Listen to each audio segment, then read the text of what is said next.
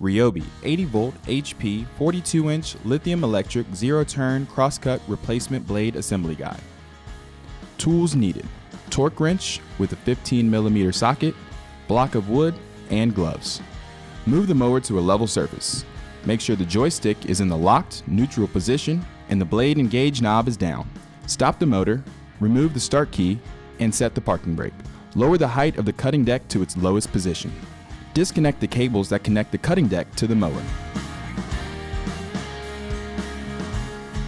Remove the 4 hitch pins and washers that secure the cutting deck in place.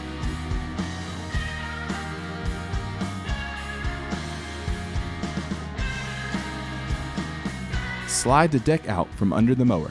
Reverse the process to reattach the cutting deck to the mower.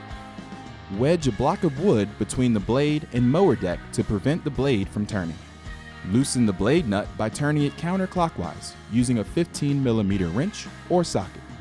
Inspect the blades and replace one or both as needed. Remove the blade nut, spring washer, and blades. Place the new blade in the shaft against the corresponding blade post. Ensure blades are properly seated with shaft going through the center blade hole and the 2 blade posts are inserted into their respective holes on the blades. Make sure the lower blade is installed with the curved ends pointing up towards the mower deck and not down towards the ground. When seated properly, the straight sides should be aligned and the blades should be flat against the blade post. Replace the spring washer, then thread the blade nut on the shaft and finger tighten.